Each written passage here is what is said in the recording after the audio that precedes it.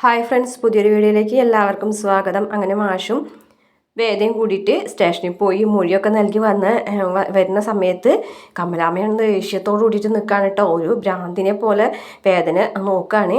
എന്നിട്ട് ദേഷ്യത്തോട് കൂടിയിട്ട് അകത്ത് കയറിയിട്ട് വാതിലടയ്ക്കുന്നുണ്ട്. അപ്പോൾ വേദയ്ക്കാണെന്നുണ്ടെങ്കിൽ ഭയങ്കര സങ്കടമാവണം കേട്ടോ ഇതൊക്കെ കാണുമ്പോൾ. പക്ഷേ വിക്രത്തിനെ രക്ഷിക്കാൻ വേണ്ടിയിട്ടാണ് വേദ ഇങ്ങനെ ചെയ്യുന്നതെന്നുള്ളത് ഒരാളോട് പറയാനും കഴിയുന്നില്ല. അങ്ങനെ അത് കഴിഞ്ഞതിന് ശേഷം വേദ വൈകുന്നേരമൊക്കെ ആകുമ്പോൾ ദൈവത്തിൻ്റെ മുന്നിൽ പ്രാർത്ഥിക്കുന്നതാണ്. എന്നെ എല്ലാവർക്കും വെറുപ്പാവാണ്. കാരണം ശ്രീജ ആണെന്നുണ്ടെങ്കിലും നന്ദിനി ആണെന്നുണ്ടെങ്കിലും എല്ലാവരും വീട്ടിൽ വേദന ഒറ്റപ്പെടുത്താണ് കേട്ടോ. കാരണം വിക്രത്തിനെതിരെയായിട്ടുള്ളൊരു സാക്ഷിയാണ് വേദ പറഞ്ഞത്.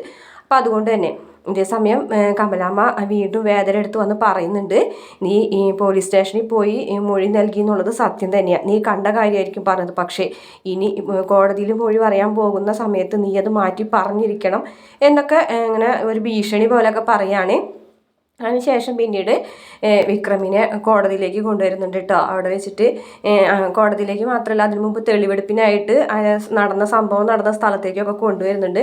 വേദനയും കൊണ്ടുവരുന്നുണ്ട് കേട്ടോ. കാരണം മൊഴി നൽകണ്ടോ, അവിടെ വെച്ചിട്ട് മൊഴി നൽകുന്നുണ്ട്. അതുപോലെ തന്നെ കോടതിയിലേക്ക് മറ്റേ MLA അതുപോലെ ശ്രീനി സാറും പിന്നെ വേദ, അങ്ങനെ ഒരുപാട് ആൾക്കാർ ആ ഒരു കോടതിയിലേക്ക് വരുന്നുണ്ട്. നമ്മുടെ സജീവനും അതുപോലെ തന്നെ ജോസഫും എല്ലാവരും ഉണ്ട്. അപ്പോൾ ലാസ്റ്റ് ആ ഒരു മൊഴി കേൾക്കുന്ന ആ ഒരു മൊഴി പറയുന്ന ഒരു ദിവസം വന്നെത്താണ്.